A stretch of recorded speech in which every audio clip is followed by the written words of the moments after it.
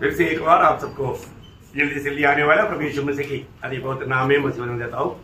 पुन्हा एकदा लवकरात लवकर येणाऱ्या प्रभू येशू ख्रिस्ताच्या अति पवित्र नावामध्ये तुमचं सर्वांना ख्रिस्ती अभिवादन। आज एक्चुअली मैं सोच रहा था कि आज जेबू रहेगा तो आज मैं मलयालम में बोलूंगा और वो हिंदी में बोलेगा। आणि मी विचार केला होता की जर आज जेबू असेल तर मी मल्याळम मध्ये बोलेल आणि जेबू हिंदी मध्ये बोलेल, क्योंकि मुझे वो पिछले दिनों में आप लोगों को जो संदेश दिया कई लोगों को वो 70 हफ्ता के बारे में इतना समझ में नहीं आया।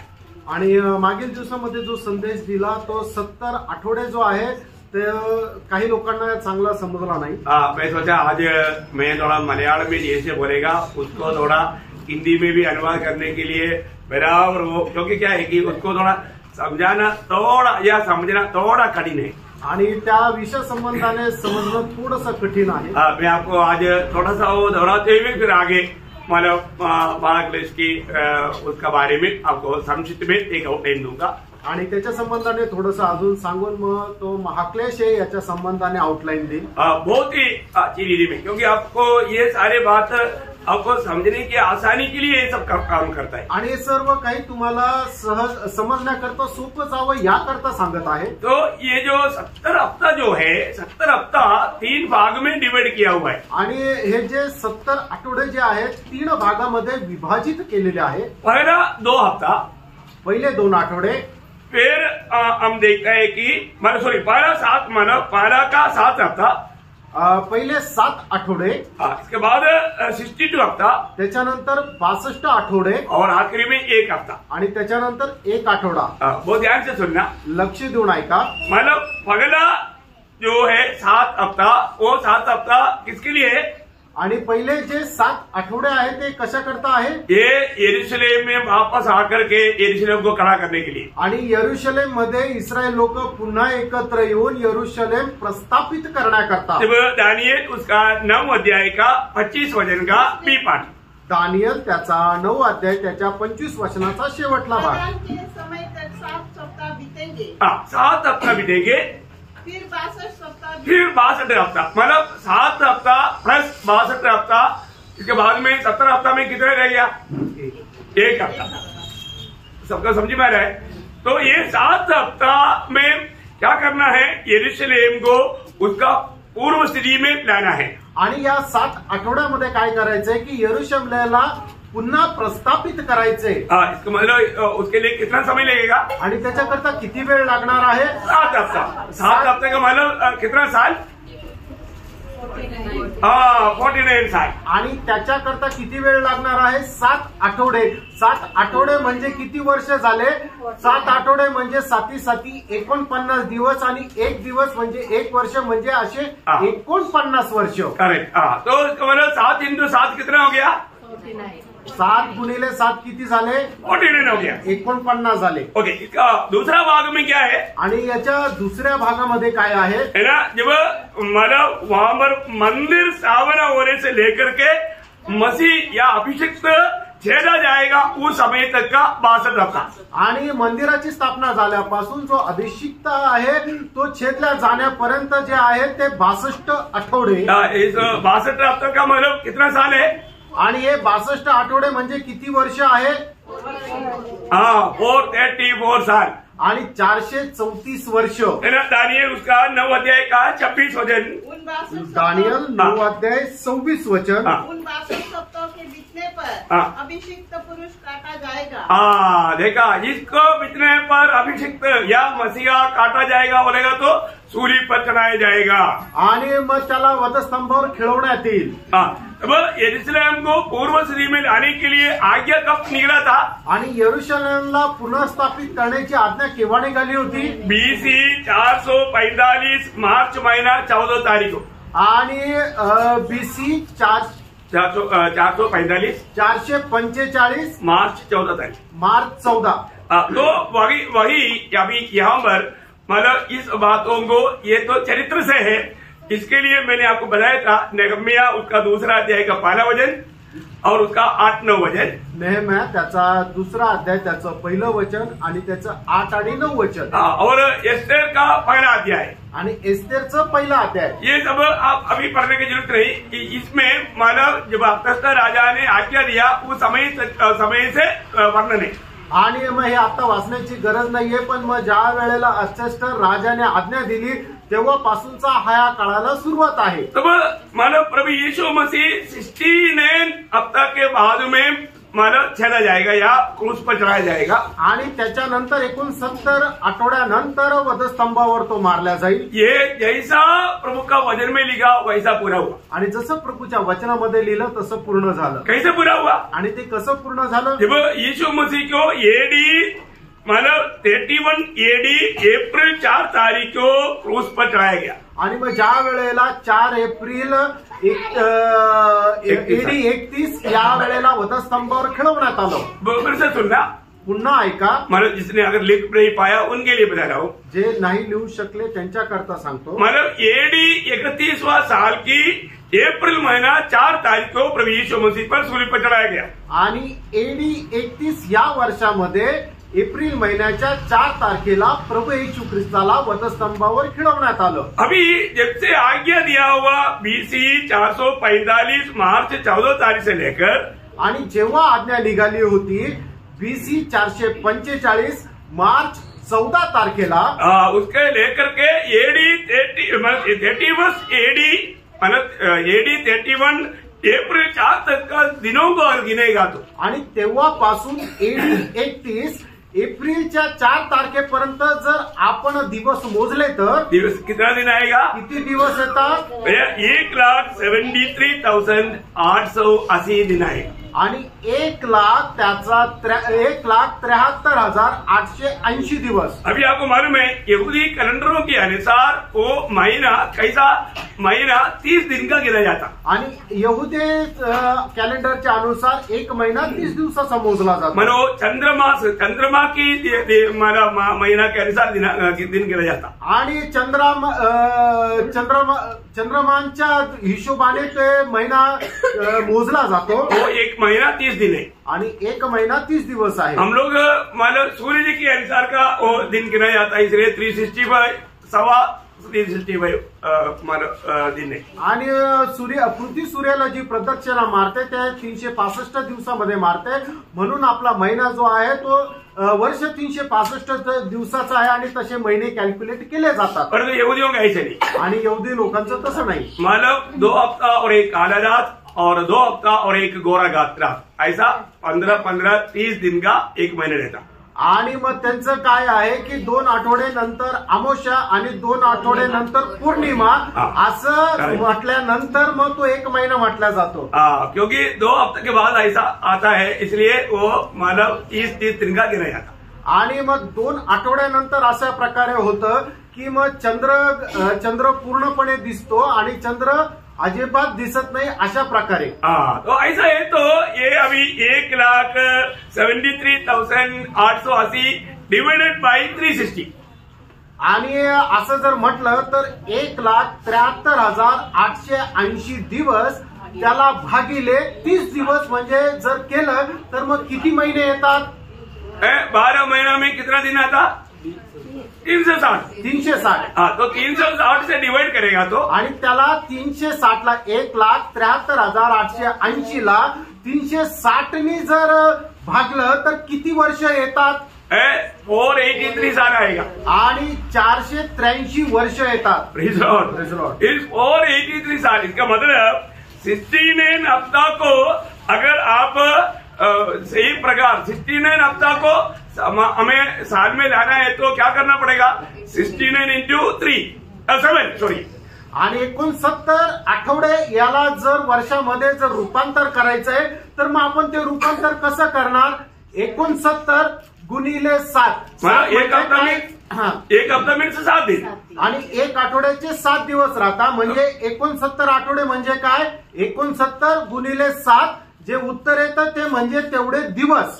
उतना दिवस का उतना साल। आणि 483 दिवस होतात. 483 दिवस म्हणजे 483 वर्ष. तो ऐसा है तो उसी समय में करेक्ट प्रभु यीशु मसीह सूर्य पर चढ़ाया गया. आणि मग तसं जर आहे तर बरोबर त्याच वेळेला प्रभू येशू ख्रिस्त वधस्तंभावर खिळवण्यात आला. अभी एक हफ्ता बाकी है. आता एक आठवडा बाकी है आहे ना. ये एक हफ्ता किसके लिए है? आणि हा एक आठवडा कोणाकरता आहे? ये मसीह विरोधी के लिए. आणि एक ख्रिस्त विरोधाकरता आहे. या ये मसीह विरोधी के द्वारा दुनिया में होने वाला महाक्लेश के दिनों के लिए. आणि ख्रिस्त विरोधाच्या द्वारे होणारा जगाभरामध्ये जो महाक्लेश आहे त्याच्याकरता आहे. दानियल 9 अध्याय का 27 वचन. दानियल 9 अध्याय 27 वह वचन. प्रधान एक सप्ताह के लिए बहुतों के संग दृढ़ वाचा बांधेगा. देखा, अभी मसीह विरोधी प्रकट होकर के एक हफ्ता के लिए यहूदियों के साथ यहाँ पर बहुत मजबूत मानव वाचा वाला बांधेगा. परंतु आधे ही सप्ताह के बीतने पर हाँ. वह मेल बलि और अन्न बलि को बंद करेगा. हाँ. और कंगूरे पर उजड़ने वाली घृणित वस्तुएं दिखाई देगी. हाँ. और निश्चय ही ठनी हुई बात के समाप्त होने तक हाँ. परमेश्वर का क्रोध उजाड़ने वाले पर पड़ा रहेगा. हाँ, देखिए अभी इसका बारे में मानव अभी उस समय में महाक्लेश का दिनों में अभी वो भी 2 भाग में बांटा गया. मैं अभी उसका बारे में थोड़ा विस्तार से अभी बोलने जा रहा हूँ. उससे पहले एक बात मैं आपको बताना चाहता हूँ. आणि महाक्लेश सुद्धा 2 भागामध्ये विभाजित करण्यात आलेला आहे. त्याच्या संबंधाने मी आता विस्तार रीतीने सांगणार आहे. त्याच्या अगोदर एक गोष्ट मी सांगू इच्छितो. मतलब महाक्लेश के दिनों में या शुरुआत में ही मंदिर खड़ा किया जाएगा. आणि महाक्लेशाच्या सुरुवातीलाच मंदिर उभारण्यात येईल. बहुत बड़ी बात है. खूप मोठी गोष्ट आज आहे. इसराइल के लिए मंदिर नहीं है. आज इस्रायल लोकांकरता मंदिर नाहीये. उन लोग बहुत समय से मंदिर बनाने की चाहत में है. आणि पुष्कळ दिवसापासून मंदिर बनवण्याची त्यांची इच्छा आहे. मंदिर बनाने के लिए सब कुछ उन्होंने इकट्ठा कर चुका है. आणि मंदिर बनवण्याकरता लागणारी सर्व प्रकारची सामुग्री त्यांनी आणलेली आहे. अभी पिछले दिनों में आपको मालूम होगा कि वो लाल बछड़ा के पीछे उन लोगों ने दुनिया भर खोज करके लाल बछड़ा अभी 1 नहीं 2 नहीं बहुत मिल गया. आणि लाल कोकरा ते शोधत होते, पण आता 1 नाही 2 नाही पुष्कळ लाल कोकरे भेटले. मानो सारी चीज इवन एक बहुत बड़ा एक कंपनी को इसका कॉन्ट्रैक्ट दे चुका है. आणि खूप मोठ्या एका कंपनीला याचा कॉन्ट्रॅक्ट दिला गेलेला आहे. बोलने का अर्थ वो लोग बोलता है कि अगर हमें परमिशन मिले तो वो लोग मैक्सिमम मतलब 1-2 महीना या 3-4 महीना के अंदर वो मंदिर खड़ा करेगा. आणि ते असे म्हणतात की जर आम्हाला परवानगी भेटली तर मॅक्सिमम 2-4 महिन्यामध्ये ते मंदिर आम्ही उभं करू. Praise the Lord. मतलब सब कुछ रेडी है. आणि सर्व काही तयार आहे. तो अभी मतलब फिर क्या होगा?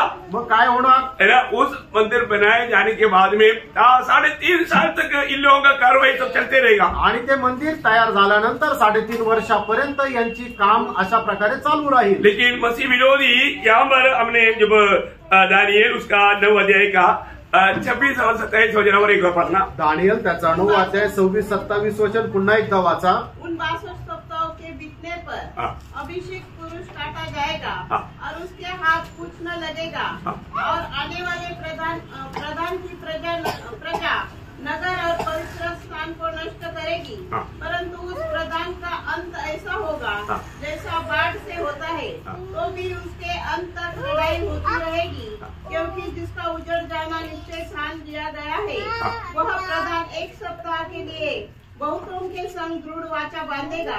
परंतु आधे ही सप्ताह के बीतने पर वह मेल बलि और अन्न बलि को बंद करेगा. और कंगूरे पर अरे आधा समय बीतने पर देखिए मेरा आधा समय बोलेगा तो 3.5 साल. 3.5 साल बीतने पर क्या होगा? वो वहां पर बलि करना बंद करेगा. कंगूरे पर उजाड़ने वाली घृणित वस्तु दिखाई देगी. हाँ. और निश्चय ही ठनी हुई बात के समाप्त होने तक हाँ. परमेश्वर का क्रोध उजाड़ने वाले पर पड़ा रहेगा. देखिए इसका मतलब क्या है कि इसराइल नहीं कभी समझता ऐसा रीति में उस मंदिर में मसीह विरोधी आकर के उनकी आराधना करने के लिए डिमांड करेगा. आणि इस्रायल लोक कधीही अशा प्रकारे विचार करू शकत नाही. अशा प्रकारे ख्रिस्त विरुद्ध येईल आणि 3.5 वर्ष झाल्यानंतर तो काय करेल की त्याची मूर्ती त्या मंदिरामध्ये ठेवेल आणि सांगेल की हिची आराधना करा. यीशु मसीह ने उसका बारे में मत्ती के सुसमाचार 24 अध्याय का 15 वचन में कहा था. मत्ते 24 अध्याय 15 वचनामध्ये प्रभू येशू ख्रिस्ताने त्याच्या संबंधाने असं म्हटलं होतं. इसलिए जब तुम उस उजाड़ने वाली घृणित वस्तुओं को वो उजड़ने वालों घृणित वस्तु क्या है? मतलब वो उसकी मूर्ति है. वो मूर्ति वहां पर खड़ा करेगा आणि मग तो त्याची मूर्ती त्या ठिकाणी उभी करेल. उसका दूसरा थिस्सलुनीकियों दूसरा अध्याय का 4 वचन भी. दुसरं थिस्सलुनीकराचं पत्र 2 अध्याय आणि त्याचं 4 वचन. जो विरोध करता है और हर एक से जो ईश्वर या पूज्य कहलाता है अपने आप को बड़ा ठहराता है, यहाँ तक कि वह परमेश्वर के मंदिर में बैठकर अपने आप को ईश्वर ठहराता है. देखिए अभी वो मूर्ति भी बनाएगा और वो खुद को आकर के मंदिर में बैठेगा आणि तो मूर्ती सुद्धा तिथे ठेवेल आणि तिथं तो म्हणेल की मीच परमेश्वर आहे. है ना. प्रकाशित वाक्य उसका 11 अध्याय का 2 वचन. प्रगटीकरण 11 अध्याय 2 वचन. और मंदिर के बाहर का आंगन छोड़ दे, उसे मत नाप, क्योंकि वह अन्य जातियों को दिया गया है और वे पवित्र नगर को 42 महीने तक रोंदेंगे. देखो ये 42 महीना बोलेगा तो कितना साल है? आणि हे 42 महिने म्हणजे किती वर्ष झाले? 3.5 साल. 3.5 वर्ष. ये जो विभाजन आप हमेशा याद रखना. आणि हे जे विभाजन केलेलं आहे ते तुम्ही नीट लक्षात राहू द्या. ये 3.5 ऐसा इस महाक्लेश का दिनों को भी 2 भाग में बांटा है. आणि 3.5 या महाक्लेशाची जे 7 वर्ष त्याला सुद्धा 2-3.5 वर्षामध्ये विभाजित केलेलं आहे. ये 3.5 साल तक मसीह विरोधी यहूदियों के साथ थोड़ा मेल खाएगा. आणि हे 3.5 वर्ष ख्रिस्त विरोधी यहुदी लोकांसोबत चांगला ताळमेळ ठेवेल. वहां तक वहां पर बलि सब कुछ आराधना सब चलते रहेगा. आणि मग त्या ठिकाणी बली आराधना सगळं काही चालू राहील. और ये 3.5 साल के बाद में ये उसका भाव बदलेगा. आणि 3.5 वर्षानंतर मग तो आपली वृत्ती बदलेल. और वो बोलेगा अभी तुम लोग मेरी आराधना करेगा. आणि मग आता तो म्हणेल की तुम्ही माझी आराधना करा. मतलब मसीह विरोधी की मूर्ति वहां पर खड़ा करेगा. आणि ख्रिस्त विरोधाची मूर्ती त्या ठिकाणी तो उभी करेल. किसी भी कारण यहूदी लोग मूर्ति के सामने दंडवत नहीं आणि करेंगे. कुठल्याही कारणाने इस्रायल लोक जे आहेत ते मूर्तीच्या समोर दंडवत करत नाही. तो प्रियो अभी भी उन लोग आपको मालूम है अभी भी उनका दिल में बहुत तड़प है, लेकिन अभी भी वो मंदिर नहीं बना पा रहा है. आणि त्यांच्या मनामध्ये अजूनही तळमळ आहे पण ते मंदिर नाही बनवू शकत. लेकिन पण अभी आपको मालूम है जैसा अभी इंडिया स्वतंत्र हुआ इसके बाद में इसराइल स्वतंत्र हुआ. आणि तुम्हाला माहिती आहे की भारत स्वतंत्र झाल्यानंतर इस्रायल जे आहे ते स्वतंत्र झालं. है ना. याद है ना. हमारा 47 में हुआ तो उनका 48 मई महीना 18 तारीख हुआ. आणि आपल्याला जे स्वातंत्र्य मिळालं ते 1947 साली मिळालं, पण त्यांना जे स्वातंत्र्य मिळालं ते 18 मे 1948 साली मिळालं. एक एग्जाम्पल बोलने के लिए आणि हे उदाहरण देण्याकरता आहे. अभी इंडिया का लोग बोलता है अभी हमारा राज आने वाला है. आणि इंडियाचे लोक म्हणतात की आता आमचं राज्य येणार आहे. इसलिए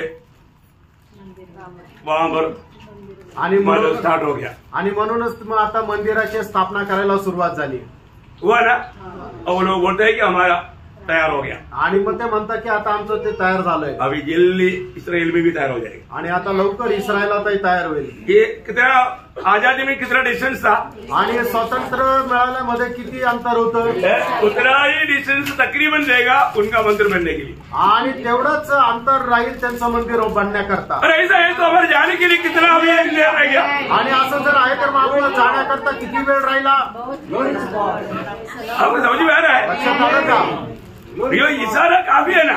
आणि तुम्हाला दिलेला एक इशारा पुरेसा आहे. देखो ये एक बात जो दुनिया भर में जो हो रहा है ना, ये बातों के पीछे सब प्रभु का नियुक्ति जो समय के अनुसार का काम चल रहा है. आणि एक गोष्टी जगभरामध्ये जे होत आहे ना ते सर्व काही परमेश्वराच्या पूर्व योजनेच्या अनुसार होत आहे ना. अभी मतलब इसराइल में थोडा कठिनाई या तकलीफ आया है. आणि आता इस्रायलामध्ये थोडस परीक्षा आलेली आहे. ये सब क्या है.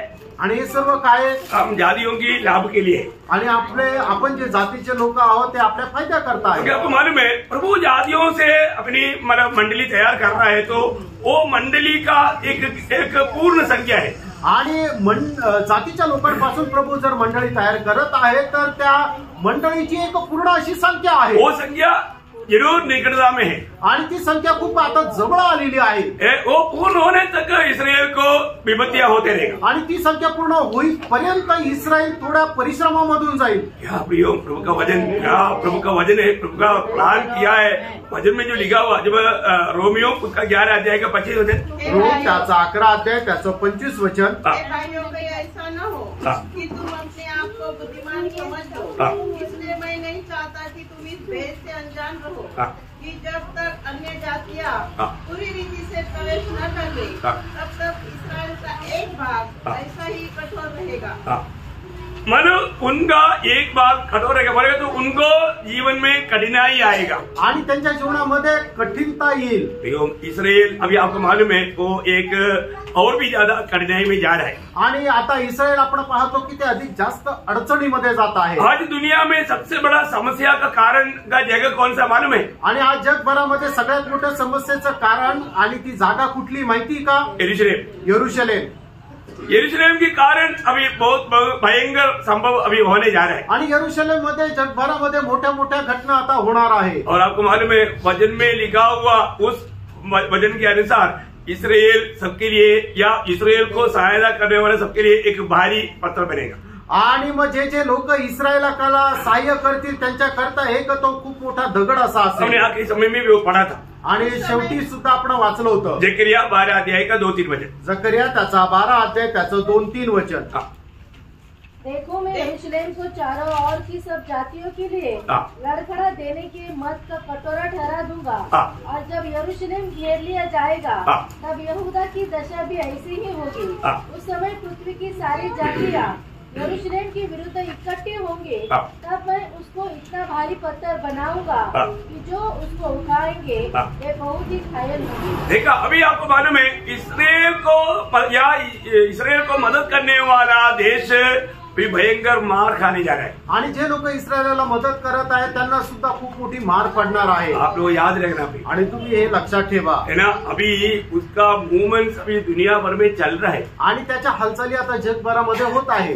ये सब देखने का अवसर प्रभु ने हमें दिया है आणि प्रियांनो हे सगळं बघण्याची संधी प्रियांनो प्रभूने आपल्याला दिलेली आहे। अभी जहाँ पर प्रॉपर जगह उसका बारे में तर्क वितर्क है, मतलब जहाँ पर अभी मंदिर बनना चाहिए कोई जगह पर मतलब उन लोगों का एक ओमर का एक मंदिर उनका है, मतलब वो उसको बोलता है डोम ऑफ द रॉक, वो उसी जगह पर मंदिर था करके कुछ लोग बोलता है। आणि आता इस्रायली लोक ज्या ठिकाणी त्यांचं मंदिर बनवण्याची इच्छा प्रकट करत आहे त्या ठिकाणी ओनर dome of the rock, dome of the rock नावाचं एक मंदिर ओमरचं एक मंदिर आहे। मतलब मुस्लिमों का एक मतलब मंदिर है, मस्जिद मुस्लिमों का एक मस्जिद है जो कि वो उस स्थान में खड़ा है। आणि त्या ठिकाणी मुस्लिम लोकांचं एक मस्जिद त्या ठिकाणी आहे। तो इसलिए वहां पर कोई भी किसी प्रकार भी जा करके नहीं बना पाएगा आणि त्या ठिकाणी जाऊन कोणी ते बनवू शकणार नाही। और कुछ वैज्ञानिकों का कहना है कि नहीं, उससे मानव और भी कुछ जगह उतरी है उस स्थान में है। आणि मग काही जे वैज्ञानिक आहे त्यांचं असं म्हणणं आहे की तिथं नाही तर तिथून थोडीशी बाजूला एक जागा आहे त्या ठिकाणी आहे। मतलब किसी भी कारण हो मंदिर बनेगा, आणि काही कारण असू द्या मंदिर बनेल, वो मसीह विरोधी की सहायता से रहेगा आणि ते ख्रिस्त विरोधाच्या साहाय्याने राहील। ये महाक्लेश का शुरुआत का दिनों में होने वाला बात है आणि महाक्लेशाच्या सुरुवातीच्या दिवसामध्ये होणारी ही गोष्ट आहे। दोनों मंदिर एक ही साथ में, दो मंदिर दुनिया में नहीं रहेगा आणि एकाच वेळेला जगामध्ये दोन मंदिर राहणार नाही। आज प्रभु का मंदिर मंडली यहाँ पर है आणि आज प्रभूचं मंदिर मंडळी या ठिकाणी आहे। जब ये मंदिर उड़ा लिया जाएगा तो दूसरे का काम शुरू हो जाएगा आणि ज्या वेळेला हे मंदिर उचललं जाईल त्यावेळेला दुसऱ्या मंदिराच्या कामाला सुरुवात होईल। और हमारी इस पीढ़ी में हमको ये सारे बातों को देखने के लिए मौका मिल गया तो अभी प्रभु का आगमन कितना निकला है। आणि आपल्या या पिढीमध्ये आपल्याला या सर्व गोष्टी पाहण्याची संधी मिळाली। याचा अर्थ काय होतो की प्रभूचं आगमन किती जवळ आहे। अभी प्रभु आ गया तो, आणि आता जर प्रभू आला तर प्रभु आकर के अपनी मंडली को ले जाने के बाद आणि प्रभू येऊन आपल्या मंडळीला घेऊन गेल्यानंतर फिर ये दुनिया में महाक्लेश है या ट्रिब्युलेशन पीरियड है, आणि मग त्याच्यानंतर या जगभरामध्ये महाक्लेश राहील। उसका बारे में हम लोग देखने जा रहे हैं आणि त्याच्या संबंधाने आता आपण पाहायला जात आहोत। आज मैं आपको इसको सरल रूप में समझने के लिए इसका एक आउटलाइन देने जा रहा हूँ आणि सरळ रीतीने समजण्याकरता एक त्याचे आउटलाइन मी तुम्हाला देऊ इच्छितो। बहुत प्रार्थना के साथ आप सुनेगा तो आपको इसमें एंटर करेगा तो समझने के लिए बहुत आसानी है। आणि खूप प्रार्थनेपूर्वक जर तुम्ही ऐकून याच्यामध्ये जर प्रवेश केला तर हे समजण्याकरता खूप सहाय्यक राहील। मैं आपको बोला जो महाक्लेश का जो मतलब प्रोग्राम जो मतलब बाइबल में बताया वो प्रकाशित वाक्य 6 अध्याय से 19 अध्याय तक है। आणि मी तुम्हाला सांगितलं होतं की महाक्लेश जे आहे त्याच्या संबंधाने जो प्रोग्राम म्हणजे जे वर्णन केलेलं आहे ते प्रगटीकरणाचं पुस्तक त्याचा 6 अध्याय पासून तर त्याच्या 19 अध्यायपर्यंत आहे. तो इस महाक्लेश को 2 भाग में बांट करके रखा है. आणि महाक्लेश जो आहे तो 2 भागामध्ये विभाजित केलेला आहे. मतलब इस भागों का बारे में 3 प्रकार का इसका बारे में वचन है. आणि ह्या जे 2 भाग आहेत त्याच्या संबंधाने 3 प्रकारचे या ठिकाणी वचन आहे. परामर्श या उसका बारे में बदलता है. आणि मग त्याच्या संबंधाने जे काही विश्लेषण केलेलं आहे ते 3 प्रकारे केलेले आहे. मतलब वो बात पहले मैं आपको बताता हूँ. आणि ती गोष्ट मी पहिल्यांदा सांगतो. मतलब फिर उस स्टडी में ऐसा बात आ गया तो आपको संदेह नहीं रहेगा. आणि मग त्या अभ्यासामध्ये ही गोष्ट आली तर मग तुम्हाला शंका नाही राहणार. पहली बात दानियल 7 अध्याय का 25 वचन का बी पाठ. दानियल त्याचा 7 अध्याय त्याच्या 25 वचनाचा शेवटला भाग. वरन 3.5 काल तक वे सब उसके वश में कर दिए जाएंगे. मतलब वहां 3.5 साल का काल आपका उसमें बराबर लिखा, लेकिन कुछ परिभाषा में काल और कालेम और कालांश ऐसा लिखा. मतलब आपका उसमें सिर्फ काल ही लिखा है तो बहुत अद्भुत बात है. ऐसा करना पडणार. तो नेमलेला सणात व घालून दिलेल्या शिस्तीत बदल करण्यास पाहिजे. एक काळ 2 काळ व अर्धा काळ. अभी ऐसा आएगा तो ये कितना है टोटल 3.5 साल. समझ में आया. तो मतलब कभी कभी अभी मैं प्रकाश के वाक्य में जाएगा तो ये बात आएगा तो आपको संदेह नहीं आने के लिए ये विषय को थोड़ा डिटेल में बता रहा हूँ. आणि मग आपण ज्या वेळेला प्रकटीकरणाच्या अध्ययनामध्ये जाऊ त्यावेळेला कुठल्या प्रकारची शंका न येण्याकरता मी आता सविस्तर सांगत आहे. उसको और एक प्रकार उसका दानियल 12 अध्याय का 7 वचन का भी पाठ पढ़ना. दानियल त्याचा 12 अध्याय त्याच्या 7 वचनाचा शेवटला भाग. इसी प्रकार का एक वर्णन वहां पर भी दिया, थोड़ा शब्द में फर्क है. आणि अशा प्रकारचं एक वर्णन त्या ठिकाणी आहे. दशा 3.5 काल तक ही रहेगी. और जब पवित्र प्रजा की शक्ति टूटते टूटते समाप्त हो जाएगी तब ये सब बातें पूरी होगी. नहीं आप पढ़ना. जो सदाजीवी त्याची शपथ वाहून म्हटलेल्याची मी ऐकले. एक समय देखा इसमें थोड़ा सा फर्क आएगा ना. एक समय 2 समय व आधा समय. इसको एक समय 2 समय आधा समय बोलेगा तो कितने साल 3.5 साल. एक काळ 2 काळ आणि अर्धा काळ यांना जर आपण जोडलं तर किती होतं 3.5 वर्ष होतं. मतलब यहाँ पर कुछ शब्दों का अलग प्रयोग है इसलिए आपको बता रहा हूँ. आणि या ठिकाणी शब्दांचा वेगवेगळा प्रयोग या ठिकाणी केलाय म्हणून मी तुम्हाला सांगतो. एक काळ म्हणजे 1 वर्ष. तो इसी प्रकार है. 2 काल बोलेगा तो 2 वर्ष. आणि 2 काळ म्हटलं तर 2 वर्ष. और आधा साल बोलेगा समय बोलेगा तो आधा. आणि अर्धा काळ म्हणजे अर्ध वर्ष असं जोडलं तर 3.5 वर्ष. और तीसरा जब प्रकाश वाक्य उसका 12 अध्याय का 14 वचन. प्रकटीकरण त्याचा 12 अध्याय त्याचं 14 वचन. पर स्त्री को बड़े उकाब के 2 पंख दिए गए कि सांप के समान से उड़कर जंगल में उस जगह पहुंच जाए जहां वह एक समय और समयों और आधे समय तक पाली जाए. ये समयों और आधे समय ये कितना साल है 3.5 साल. आपको वर्णन समझ में आया. आणि याचं वर्णन तुमच्या लक्षात आलं का. ये है एक मतलब समय को बताने वाली रीति. आणि वेळ सांगणारी एक अशा प्रकारची पद्धत. दूसरा रीति क्या है. आणि दुसरी पद्धत काय आहे. सीधा उन्होंने बोला है जैसा प्रकाश वाक्य 11 अध्याय का 2 वचन. प्रकटीकरण 11 अध्याय त्याचं 2 वचन. मंदिर के बाहर के आंगन को छोड़ दे उसे मत नाप क्योंकि वह अन्य जातियों को दिया गया है. वे पवित्र नगर को 42 महीने तक रोंदेगी. हाँ देखिए 42 महीना बताया. 42 महीना बोलेगा तो कितना साल 3.5 साल. आणि या ठिकाणी 42 महिने सांगितलं म्हणजे किती 3.5 वर्ष. उसका 13 अध्याय के 5 वचन. प्रकटीकरण 13 अध्याय 5 वचन. बड़े बोल बोलने और निंदा करने के लिए उसे एक मुंह दिया गया और उसे 42 महीने तक काम करने का अधिकार दिया. देखा 42 महीना बोलेगा तो कितना साल. अभी मतलब क्लास में ऐसे बात आएगा तो उस समय में आपको उसका विवरण करने की जरूरत नहीं पड़े। आणि मग ज्या वेळेला क्लासमध्ये अशा गोष्टी येतील त्यावेळेला त्याला विश्लेषण करून सांगण्याची गरज पडणार नाही। अच्छा, तीसरा क्या है उसका डिविडेशन में? आणि तिसरं कुठल्या प्रकारे हे 3.5 वर्ष सांगण्यात आले? उसका प्रकाश वाक्य 11 अध्याय का 3रा वचन, प्रगटीकरण 11 अध्याय 3रं वचन। मैं अपने 2 गवाहों को यह अधिकार दूंगा कि टाट तोड़े हुए 1260 दिन तक। देखा यहाँ पर 1260 दिन बताया आणि 1260 दिवस सांगितले। वही बात उसका 12 अध्याय के 6 वचन देखिए, आणि तेच 12 अध्याय 6 वचन वाचा। और वह स्त्री उस जंगल को भाग गई जहाँ परमेश्वर की ओर से उसके लिए एक जगह तैयार की गई थी कि वहाँ वह 1260 दिन तक पाई। देखा यहाँ पर दोनों जगह पर क्या लिखा? आणि दोन्ही ठिकाणी काय लिहिलंय? 1260 दिन आणि 1260। इसका मतलब याचा अर्थ 3.5 साल, 3.5 वर्ष। ये भी 3.5 साल को बताता। आणि हे सुद्धा 3.5 वर्षाला सांगतं। तो ये है माना इसका 3 माना क्या बोलते हैं 3 प्रकारे या ठिकाणी 3.5 वर्ष सांगण्यात आलेले आहे। तो अभी ये 7 साल का जो समय जो है वो कम्प्लीटली महाक्लेश का समय आणि हा जो 7 वर्षाचा जो काळ आहे तो संपूर्ण महाक्लेशाचा काळ आहे। वापस एक बार दानियल उसका 9 अध्याय का 27 वचन पढ़िएगा। दानियल 9 अध्याय 27 वचन पुन्हा एकदा वाचा। वह प्रधान 1 सप्ताह के लिए बहुतों के संग दृढ़ वाचा बांधेगा, परंतु 1 हफ्ता के लिए दृढ़ वचन बांधेगा, परंतु आधे ही सप्ताह के बीतने पर वह मेल बलि और अन्न बलि को बंद करेगा।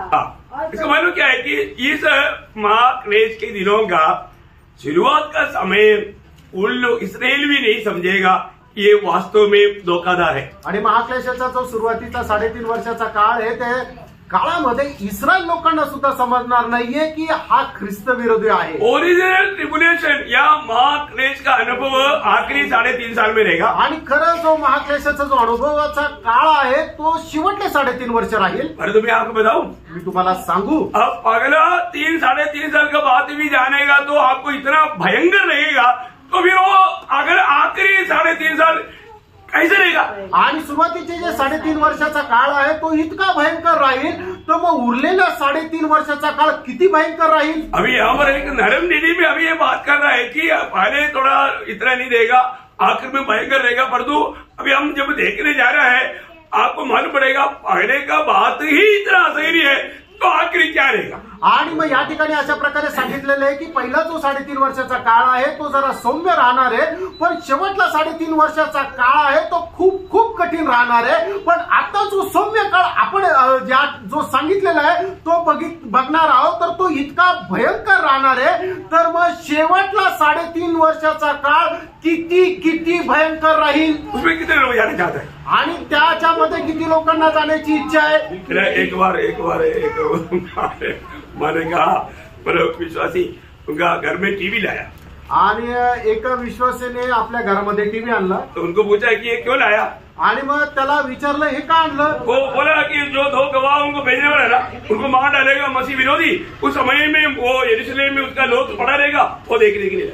आणि मग महाक्लेशाच्या दिवसामध्ये जे 2 विश्वासू आहेत त्यांना मारून टाकण्यात येईल आणि त्यांची शवे जमिनीवर पडलेले राहील, ते सगळ्यांना बघण्यात येतील, त्यावेळेला ते बघण्याकरता मी टीव्ही आणलाय। ऐसे कोई इच्छा में है तो बोल रहा है, असं कोणाची इच्छा असेल तर सांगा। प्रियो कभी धोखा में मत पड़ो, आणि प्रियांनो कधी फसू नका, है ना। इससे पहले प्रभु के आगमन में जाने की सच्चा तैयारी में रहो, आणि याच्या अगोदर प्रभूच्या आगमनामध्ये जाण्याकरता खऱ्या तयारीत राहा। तुम्हारे में आज का दिन में जीना बड़ा मुश्किल है, आणि आजच्या या काळामध्ये जगणं कठीण आहे। फिर प्रभु का लोग उठा ले जाने के बाद में क्या होगा? आणि मग प्रभूचे लोक ज्या वेळेला उचलल्या जातील त्यावेळेला काय होईल? आज क्या क्या हो रहा है प्रियो? आज काय काय होत आहे? देखिए आज ही अभी आपको मालूम है मतलब महाक्लेश के दिनों में प्रभु जो सतावट भेजने वाला है वो सतावट में जंगली जानवर आकर के सगर में घूमेगा, लोगों को बाढ़ेगा, जानवरों को खाएगा। अभी भी हो रहा है ना, अभी इतना हो रहा है, तो वो दिन का अवस्था क्या रहेगा प्रियो? प्रभु बोलेगा जंगल के जानवर को भाग इधर से, सबको भगाएगा, जैसा एक चरवाहा भेड़ बकरी को चलाता रहा ऐसा भगा करके सबको जाकर फाड़ डालेगा। आणि महाक्लेशाच्या काळामध्ये काय होणार आहे की जे जंगली जनावर आहेत ते ते बाहेर निघतील, शहरामध्ये गावामध्ये येतील आणि त्यांना जे मनुष्य प्राणी भेटतील त्यांना ते खाऊन टाकतील. प्रियांनो, महाक्लेशाच्या काळामध्ये जे होत आहे ते आता होत नाहीये का? आता पण होत आहे, पण त्यावेळेला कसं राहील की प्रभू त्या जंगलामध्ये सर्व प्राण्यांना आज्ञा देईल की तुम्ही आता गावाकडे शहराकडे जा आणि त्यांना खाऊन टाका. आपका मालूम है ये जब महाक्लेश की शुरुआत की दिनों में प्रभु इस्राएल में बहुत महान कार्य करता है. आणि महाक्लेशाच्या सुरुवातीच्या दिवसामध्ये प्रभू इस्रायलमध्ये खूप मोठं कार्य करतो. वो क्या क्या कार्य मैं आपको बताता हूँ. आणि ते काय काय कार्य ते मी तुम्हाला सांगतो. मतलब अगला 3.5 साल में प्रभु उनके बीच में करने लगा. आणि पहिले 3.5 वर्षामध्ये प्रभु त्यांच्यामध्ये करणारी कामं. पहली बात, इसराइल की अनेक गोत्रों से 1,000 के हिसाब से लोग 12,000 के हिसाब से लोगों को अलग करेगा.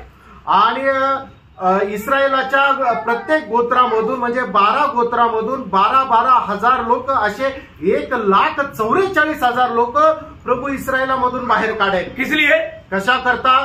प्रभु परमेश्वर का राज्य का सुसमाचार सुनाने के लिए आणि परमेश्वराच्या राज्याची सुवार्ता सांगण्याकरता हर एक गोत्र से आणि प्रत्येक गोत्रामधून. ये है हम लोग प्रकाशित वाक्य 7 अध्याय का जब 4 से 8 तक का वचनों में देखता है. आणि प्रकटीकरण 7 अध्याय 4 ते 8 वचनामध्ये आपल्याला हे वाचायला मिळतं.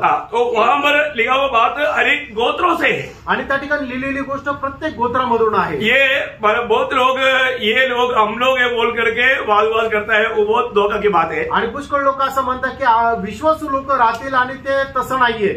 वो विश्वासी लोग नहीं है आणि ते विश्वासू नाही राहणार. ये इसराइल से है, इसराइल की 12 गोत्रों से है. आणि ते इस्रायलामधून आहे आणि इस्रायलाच्या 12 गोत्रामधून आहे. और इस शुरुआत या अगला शुरुआत की समय में 3.5 साल के अंदर 10 राष्ट्र खड़ा हो जाएगा. आणि पहिल्या या 3.5 वर्षामध्ये 10 राष्ट्र निर्माण होतील. बोलने का अर्थ, सांगायचं तात्पर्य, वो 10 राष्ट्र को मसीह विरोधी शक्ति रीति में दुनिया को कंट्रोल करने के लिए इस्तेमाल करने वाले. आणि त्या 10 राष्ट्रांच्या द्वारे संबंध जगावर नियंत्रण जो आहे तो ख्रिस्त विरोधी ठेवेल. प्रकाशित वाक्य उसका 17 अध्याय का 12 वचन. प्रकटीकरण 17 अध्याय त्याचं 12 वचन. जो 10 सिंह तूने देखे वे 10 राजा है जिन्होंने अब तक राज्य नहीं पाया, पर उस पशु के साथ बोलेगा तो मसीह विरोधी. मैं आपको इसलिए बताया कि ये छोड़िए, मतलब यहाँ पर हम लोग देखना, ये देखो ये मतलब पशु है, बीस्ट, उसको बीस्ट बोलता है. बीस्ट नहीं समझा? ये बीस्ट, ये इसके द्वारा उस समय में राज हो. आणि मग तो जो पशु आहे त्या पशुच्या द्वारे त्या ठिकाणी राज्य चालेल. बहुत बड़ी बात है आणि खूप मोठी गोष्ट आहे.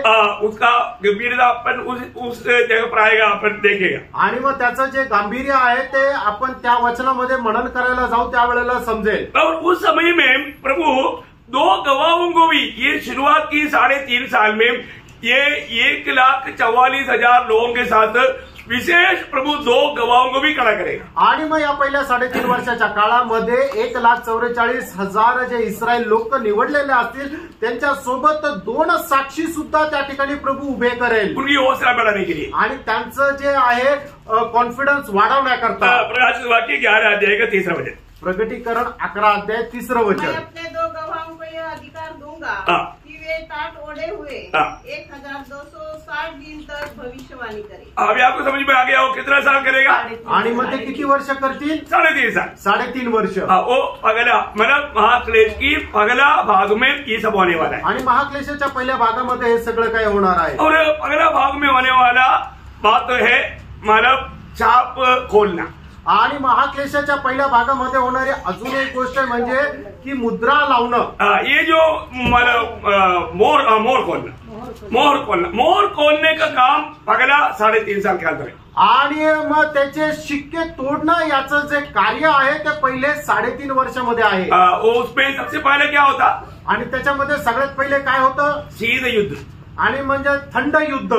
शीत युद्ध बोलेगा तो वो कैसे आता आपको सबको मालूम. आणि मग थंड युद्ध कसं होतं तुम्हाला माहिती आहे. मतलब वो है उसका 6 अध्याय का 1-2 वचन. आणि ते आहे त्याचं 6 अध्याय 1-2 वचन. अभी पढ़ने के जितने आप लोग नोट कर दिए, तुम्ही लिहून ठेवा फक्त. क्योंकि क्या है कि पढ़ करके अपन उस पर ध्यान करने जा रहा है. कारण याच्यात प्रत्येक वचन आपण पुढे मनन करणार आहोत. और दूसरा मोहर जब खोलेगा आणि ज्या वेळेला दुसरा शिक्का तोडण्यात येईल उस समय में खुला युद्ध रहेगा. आणि मग त्या वेळेला ओपन युद्ध राहील. वो पहिला ठंडा युद्ध आहे तो अभी एक खुला युद्ध रहेगा आणि पहिलं शीत युद्ध आहे तर दुसरं समोरासमोरचं युद्ध राहील. 6:3-4 6:3 आणि 4 वचन. अभी आपको मालूम है जहां पर लड़ाई होता है वहां पर अकाल होता आणि ज्या ठिकाणी युद्ध होतं त्या ठिकाणी दुष्काळ पडतो है ना. दुष्काळ पड़ता है ना. दुष्काळ अभी पडतो. देखो गाजा में मानो भोजन नहीं, दवाई नहीं, कुछ भी नहीं. मानो यूक्रेन में कितनी लोग भूखा मर रहा है. मानो ऐसा मानो ये लड़ाई होता है वहां पर भूख बढ़ता है.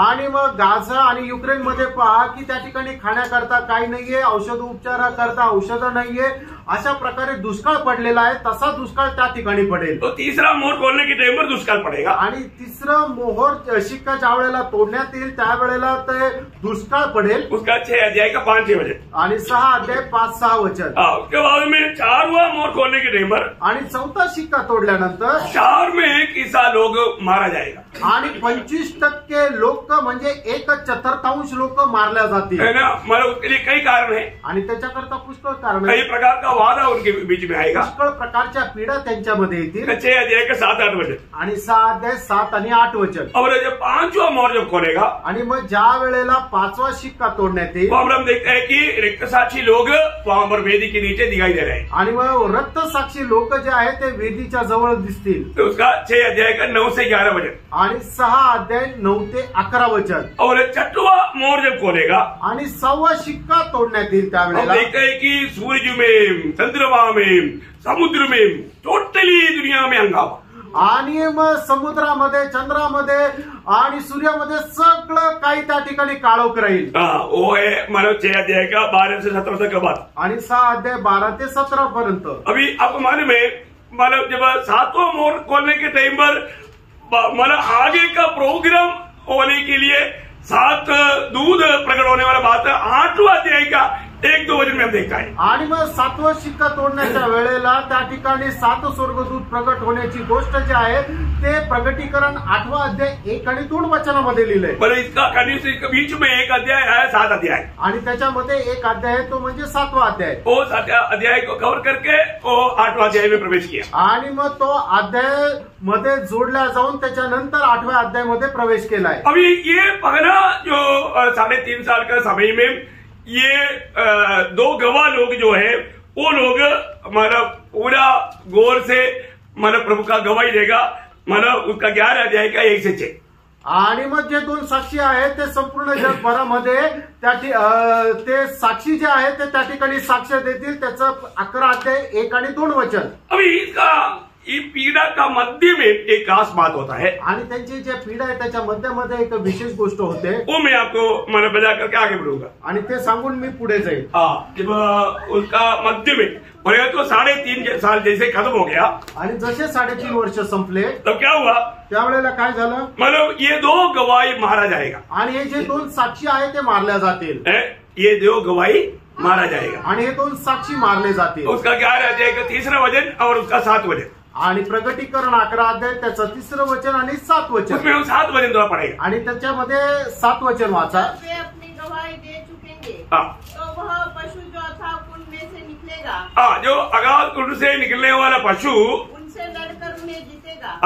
मसीह विरोधी उनको जीतेगा और उन्हें मार डालेगा. इसका मतलब मसीह विरोधी की असलियत दिखाने का टाइम ये आधा समय के बाद में. आणि ख्रिस्त विरोधाचं वास्तविक रूप दाखवण्याची वेळ जी आहे ते या 3.5 वर्षानंतर आहे. जब मध्य भाग में जब आएगा आणि त्या महाक्लेशाच्या मध्य भागामध्ये ज्यावेळेला वहां पर ये जानवर को बहुत सामर्थ्य मिलेगा. आणि मग त्यावेळेला या जनावराला खूप सामर्थ्य भेटेल. मैं आपको बताया था तुम्हाला सांगितलं होतं. मतलब उसका 13 अध्याय में जब उसका 1 से 10 तक का वचन में 13 अध्याय 1 ते 10 वचनामध्ये ये मतलब जानवर जो है वो बहुत भयंकर काम करेगा. कारण क्या मालूम है ये 12 अध्याय में मतलब शैतान को स्वर्ग में होने वाली लड़ाई में मतलब लड़ाई में उसको गिराया जाएगा. वो गिराने के बाद में ये शैतान इसमें वास करके सामर्थ दे करके इसे वो करवाएगा. मतलब समझ में आया. 12 अध्याय में विस्तार से बात में आपको बताएगा.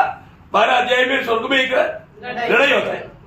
उसमें मिकाएल और उनके साथ के लोग आकर के शैतान को यहां से गिराएगा तो काम बढ़ाएगा. ये 20 दिया, ये वो जानवर में आएगा, वो 13 अध्याय में जो हम पढ़ने जा रहे हैं वापस।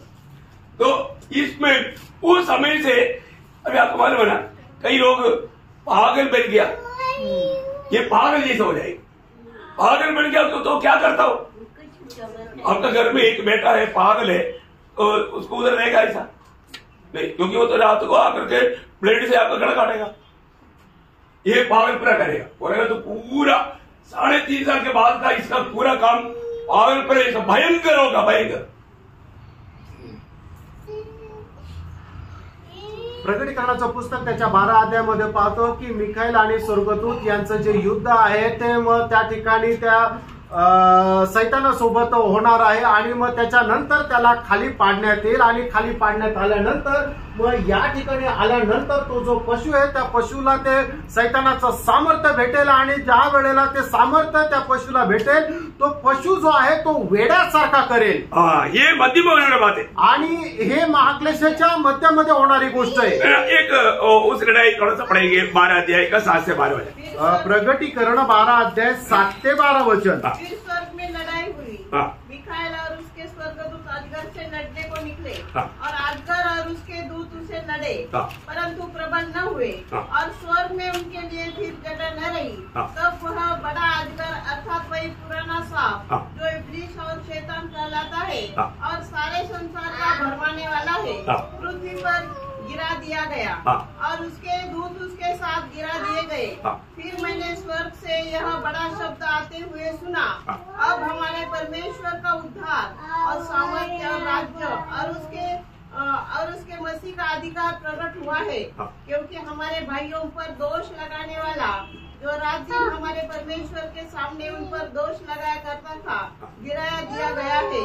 वे मेमने के लहू के कारण और अपनी गवाही के वचन के कारण उस पर जयवंत हुए और उन्होंने अपने प्राणों को प्रिय न जाना, यहाँ तक कि मृत्यु भी सहनी। इस कारण हे स्वर्ग और उनमें रहने वालों मगन हो, हे पृथ्वी और समुद्र तुम पर हाय, क्योंकि शैतान बड़े क्रोध के साथ तुम्हारे पास उतर आया है। शैतान बड़े क्रोध के साथ तुम पर उतर आया है बोलने का अर्थ क्या है कि अभी ये मसीह विरोधी को भयंकर रीति में एक पागल जैसा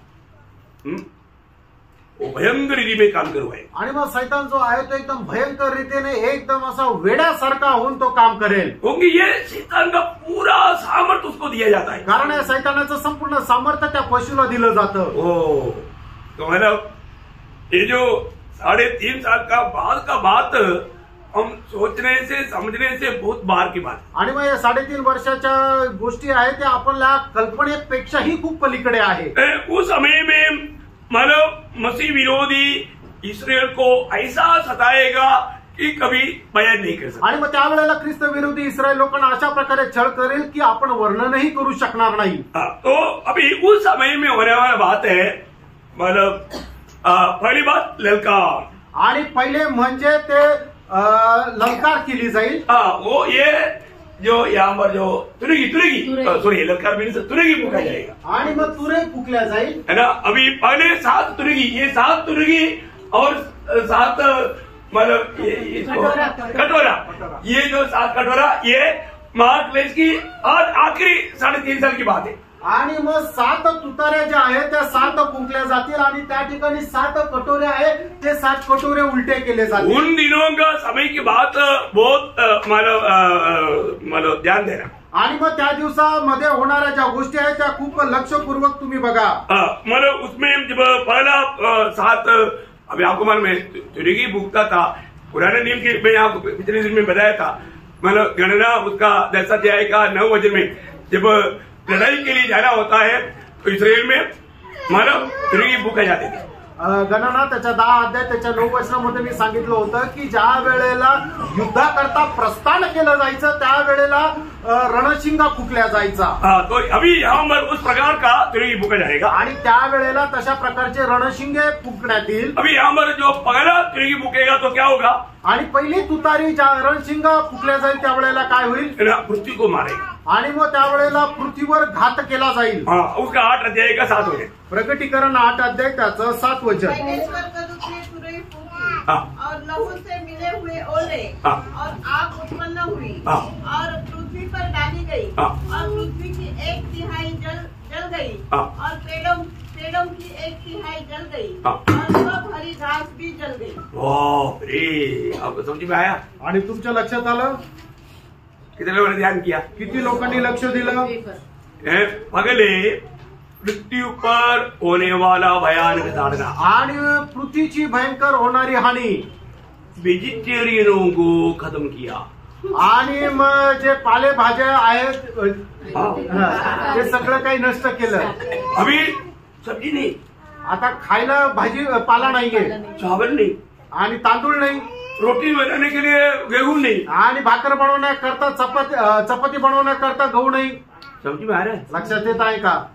समझ में आ रहा है? लक्षात येत आहे? आप लोगों को ध्यान इधर देना तुम्ही इकडं लक्ष द्या। है। मालव मोटी थोड़ा प्लीज थोड़ा देखो, बहुत सावधान से आप लोग देखना। आणि खूप सावधगिरीने जरा पहा। मानव पगला ये महाक्लेश की आखिरी 3.5 साल का बात है। आणि पहिले जे महाक्लेशाच्या 3.5 वर्षाचा हा काळ आहे। ये जैसे आएगा ना, फिर आप दुकान में जाएगा तो आपको चावल, आटा और सब्जी कुछ भी नहीं मिलेगा। आणि मग जसं तुम्ही बाजारामध्ये जाल तुम्हाला गहू, तांदूळ, भाजी काहीच भेटणार नाही। अभी आप सोच सकते हैं? ही कल्पना तुम्ही करू शकता का? नाही। पर जो समय में चलेगा, आणि त्या काळामध्ये तसं होईल। कई लोग बोलेगा भाई सब्जी कुछ उत्पन्न होता ही नहीं, आणि मग काही लोक म्हणतील की अरे भाज्याच आता तयार होत नाही, सब खत्म हो गया, आणि सगळं संपलं, कुछ भी कहीं भी जाएगा तो मिलता ही नहीं। आणि कुठेही काही केलं तर भेटत नाही। क्या रहेगा प्रियो? आणि काय राहणार प्रियांनो? मतलब चावल नहीं, गेहूं नहीं, मतलब घास से बनने वाला चीज कुछ भी नहीं। चावल घास से होता है ना, सब्जी घास से होता है ना, वेजिटेरियन सब। आणि जमिनीपासून निर्माण होणारं काहीच राहणार नाहीये, म्हणजे ना गहू, तांदूळ, पालेभाज्या जे जमिनीपासून पीक येतं ते कुठलंही पीक मिळणार नाही। अभी दूसरा तुर्की मानव है भूखा, आणि ज्या वेळेला दुसरा रणशिंगा फुंकण्यात येईल काम रुआ ते कुठे होईल? उसका 8-9 वचन, त्याचं 8 आणि 9 वचन। दूसरे स्वर्गदूत ने तुरही फूंकी हाँ। तो मानो आग सा जलता हुआ एक बड़ा पहाड़ हाँ। समुद्र में डाला गया हाँ। और समुद्र का 1/3 लहू हो गया हाँ। और समुद्र के 1/3 प्राणी मर गए हाँ। और 1/3 जहाज नष्ट हो गए। हाँ देखिए, पहले वेजिटेरियन को था, अभी नॉन वेज बंद हो गया। आणि पहिले जे पालेभाज्या वगैरे जे खायचं होतं ते सगळं बंद झालं, आणि त्याच्यानंतर काय की नॉनव्हेज म्हणजे समुद्रातले सगळे मासे मेले। बाजार में जाएगा तो मछली नहीं भाई, आणि बाजारात मासे घ्यायला गेलं तर मासे नाही भेटणार, मछली वाला दुखी होकर बैठा हुआ है, आणि जे मासे खाणार आहे ते दुःखी झाले, मछली आता नहीं। आणि मासे भेटत नाही। और आपको मालूम है जहाज की जो आ रहा है आजकल ज्यादा एक्सपोर्ट होता है, मतलब पूरा ये जितना भी व्यापारी ट्रांसपोर्टेशन वो जहाज की वजह होता है, वो जहाज में भी मतलब वादा आ गया तो जहाज भी चलता नहीं, बहुत लोगों की नौकरी चला गया। आणि माल वाहतूक म्हणजे ट्रान्सपोर्टेशन जे आहे ते संपूर्ण जगभरामध्ये जास्तीत जास्त समुद्राच्या द्वारे होतं, आणि तेच बंद झालं तर मग कुठल्या प्रकारची देवाणघेवाण होणार नाही, कुठल्या प्रकारची माल वाहतूक होणार नाही, म्हणून लोकांना पुष्कळ गोष्टी ज्या आहेत त्या भेटणारच नाही। प्रियो मानव, मछली बेचने वालों का काम बंद हो गया, आणि जे मासे विकणारे त्यांचं काम बंद झालं, बोट में जाने वालों का, मछली पकड़ने वालों का काम बंद हो गया, आणि मग जहाजाद्वारे जे मासे पकडतात त्यांचं काम बंद झालं, जहाज में काम करने वाला काम बंद हो गया, आणि जहाजाचे म्हणजे शिपिंग कॉर्पोरेशन मध्ये जे काम करतात, माल वाहतुकीमध्ये जे काम करतात त्यांचं काम बंद झालं। अभी से कितने लोगों को नौकरी जा रहा है तो उस समय में भारी लेवल में रहेगा। आणि आता कितीतरी नोकऱ्या जातात, त्या काळात कितीतरी भारी राहतील। अच्छा ये भी जाने दो तीसरा तुर्की में क्या हुआ? आणि ज्या वेळेला तिसरा रणशिंगा फुंकण्यात येईल, उसका 8 का 10 से 11, 8 अध्याय 10 ते 11 वचन। तीसरे स्वर्गदूत ने तुरही फूंकी हाँ। और एक बड़ा तारा हाँ। जो मशाल के समान जलता था हाँ। स्वर्ग से टूटा हाँ। और नदियों की 1/3 पर हाँ। और पानी के स्रोतों पर आ पड़ा। हाँ। उस तारे का नाम नागदोना है हाँ। और 1/3 पानी नागदोना सा कड़वा हो गया हाँ। और बहुत से मनुष्य उस पानी के कड़वे हो जाने से मर गए। अभी वेज भी गया, नॉन वेज भी गया, कम से कम पानी पीकर जिएगा तो पानी भी गया।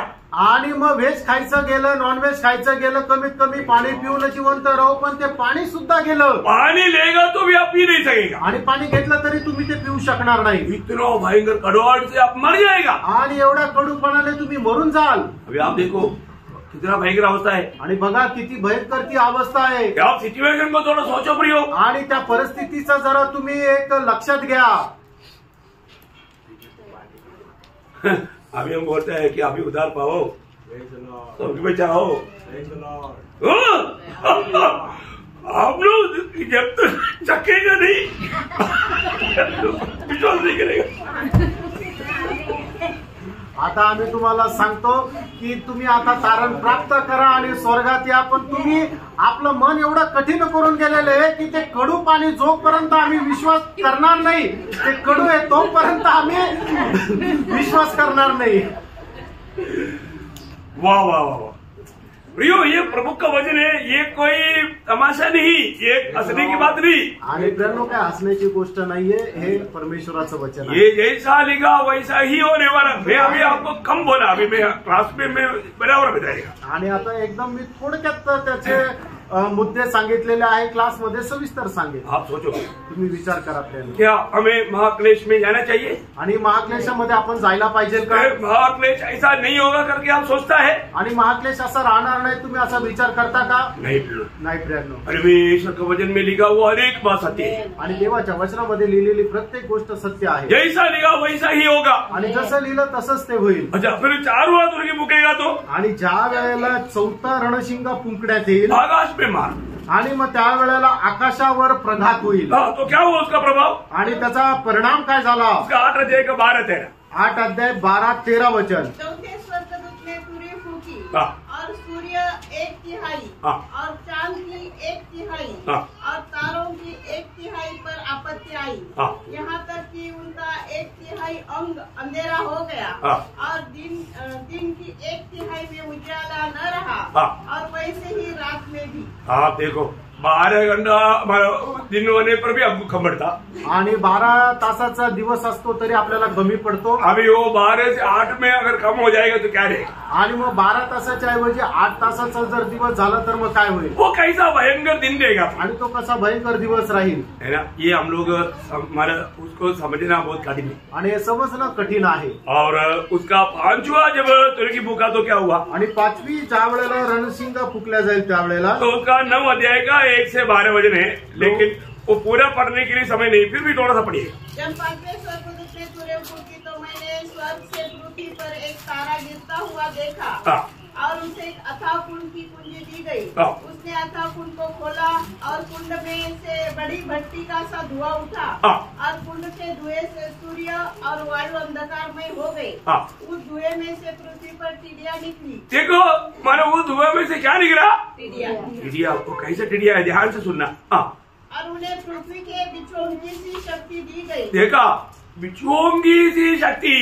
आपको मालूम है बिच्छू काटेगा तो मतलब कई बार बिच्छू काटने से लोग मर भी जाते हैं. आणि ज्या वेळेला विंचू चावतो त्यावेळेला पुष्कळ वेळा लोक मरून जातात. साधारण बिच्छू काटने से मर जाएगा तो ये विशेष बिच्छू है. आणि साधारण विंचू चावल्यानंतर जर माणूस मरतो तर हा एक विशेष प्रकारचा विंचू आहे. और ये बात क्या है ना, यहाँ पर ये कठिनाई में यहाँ पर एक विशेष बात है. आगे पढ़िए. उनसे कहा गया कि न पृथ्वी की घास को, न किसी हरियाली को, न किसी पेड़ को हानि पहुंचाए. केवल उन मनुष्यों को हानि पहुंचाए जिनके माथे पर परमेश्वर की मुहर नहीं है. उन्हें लोगों को मार डालने का तो नहीं, पर 5 महीने तक पीड़ा देने का अधिकार दिया गया. देखा, 5 महीना मृत्यू नहीं रहेगा. आणि 5 महिने कोणालाच मरण राहणार नाही. ये 5 महीना कोई अभी आपको मालूम है जब कष्ट तकलीफ आएगा तो लोग क्या सोचता है कि मर जाता हूँ. आणि लोकांच्या जीवनामध्ये कष्ट येतात त्यावेळेला लोकांना असं वाटतं मेलं तर बरं होईल. तो मरने के लिए भी कोशिश करेगा तो मरेगा नहीं. आणि तो माणूस मरायचा प्रयत्न केला तरी मरणार नाही. उस समय में प्रभु कृपा से अभी इधर बैठा हुआ कोई उधर नहीं जाएगा ऐसा लगता है. आणि देवाच्या कृपेने या ठिकाणी बसल्यापैकी तिथं कोणी जाणार नाही असं वाटतं. परंतु जो उधार नहीं पाया जाएगा आणि ज्याचं तारण झालं नाही ते जाएगा तो समय का समस्या देख करके अगर जहर पी लिया तो छाती फटने का अनुभव आएगा लेकिन मरेगा नहीं। आणि मग त्या काळामध्ये एखाद्याने जर विष पिलं तर त्याची छाती फाटून जाण्याचा अनुभव येईल पण तो मरणार नाही। और आपने किसी ने अगर कमरे में जाकर के फांसी दिया तो फांसी में 5 महीना लटकते रहेगा, मरेगा नहीं। आणि एखाद्याने जाऊन गळफास घेतला तर तो 5 महिने त्या फासावर लटकत तळमळत राहील पण 5 महिन्यापर्यंत मरणार नाही। चलो आप ट्रेन में रेलवे क्रॉस में जाकर के उसके पीछे हो जाएगा, सोचेगा तो टुकड़ा हो जाएगा लेकिन मरेगा नहीं तो। आणि मग एखाद्याने म्हटलं की रेल्वेच्या समोर आपण जाऊन आत्महत्या करू, त्याच्या शरीराचे तुकडे तुकडे होऊन जातील पण तो 5 महिने मरणार नाही। लक्षात आलं? ऐसे रहेगा, कसं राहील? इतना भयंकर है, किती भयंकर आहे मनुष्य बयान नहीं कर सकता आणि मनुष्य वर्णन करू शकत नाही। वो भयंकर दिनों के बारे में हमको डरने की जरूरत नहीं क्योंकि हम उस समय में स्वर्ग में रहेगा, कोई डरता ही है। आणि त्या भयंकर दिवसा संबंधाने आपल्याला काही घाबरण्याची गरज नाही कारण आपण राहणारच नाही। ये हमारी बात नहीं, आणि हे आपलं नाहीये, ये तो मंडली के लिए नहीं, आणि हे मंडळी करता नाहीये, ये मंडली जाने के बाद की बात है आणि मंडळी उचलल्या गेल्यानंतरची गोष्ट आहे। इसलिए अभी ये बात को अच्छी तरह जानना है, जानना है कि मैं वास्तव में मतलब प्रभु की आत्मा पा करके प्रभु के आगमन की तैयारी में है कि नहीं। आणि आता आपण या गोष्टीला जाणून पडताळायचं आहे की मी खरोखर माझी तयारी करत प्रभूच्या आगमनाची वाट पाहत आहे का। और छठवा जब तुर्की फूका तो क्या हुआ, आणि 6वा रणशिंग फुकल्या जाईल त्यावेळेला काय होईल? तो उसका 9 का 13 से 21 तक है। मानव मैं आपको बताना चाहता हूँ उसमें तीन में एक बात खत्म हो गया। आणि मग त्याचा 9 अध्याय 13 ते 21 वचनामध्ये त्याचा 1/3 भाग जो आहे तो नष्ट होईल।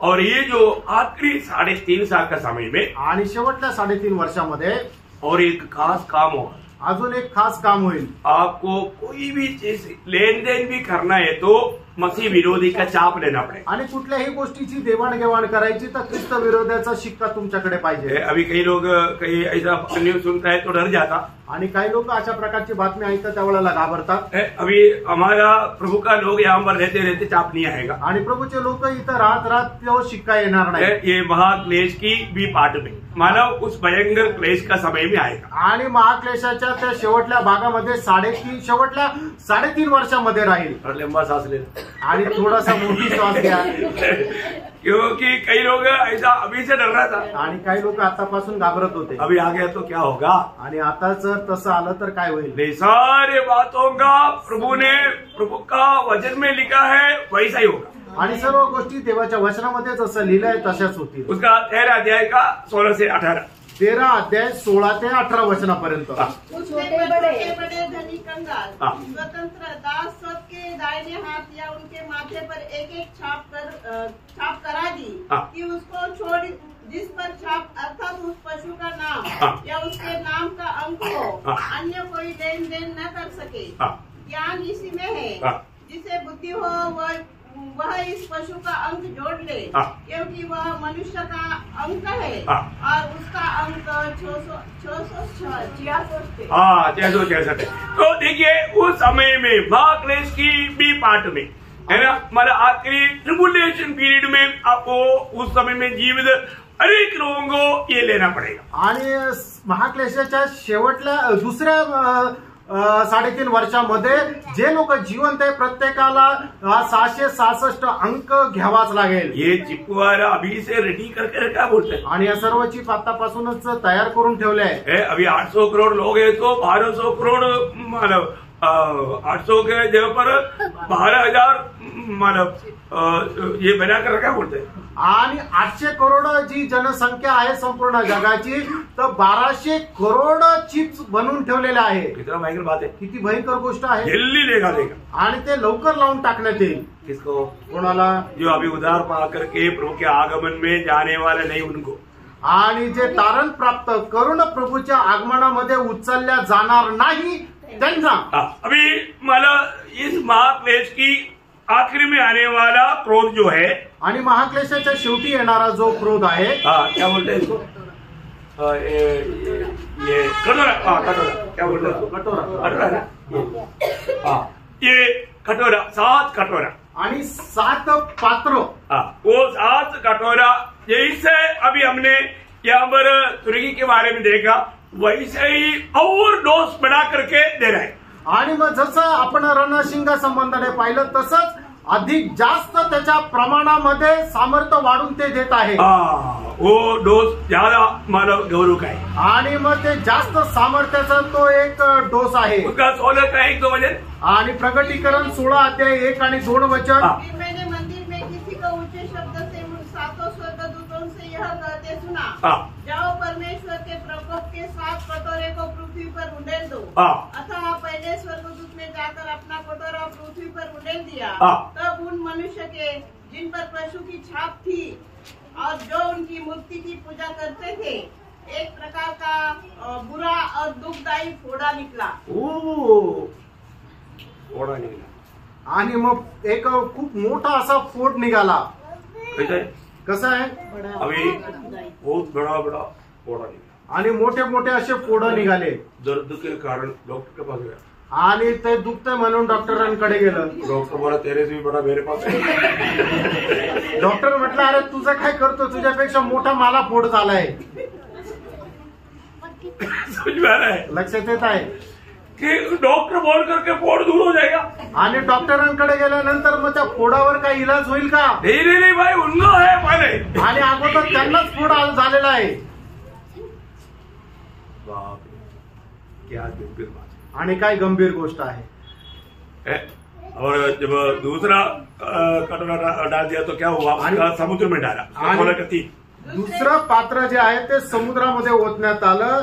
प्रगटीकरण 16 अध्याय 3 वचन. दूसरे स्वर्गदूत ने अपना कटोरा समुद्र पर उंडेल दिया और वह मरे हुए मनुष्य के लहू जैसा बन गया और समुद्र में का हर एक जीवधारी मर गया. बोलने का मतलब एखादा कभी मिलता था वो भी गया.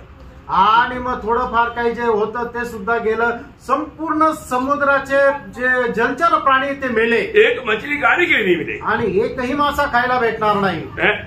अवस्था है. आणि काय भयंकर ती अवस्था आहे. और तीसरा क्या था, आणि तिसरं काय होतं, उसका 16 अध्याय का 4 से 7.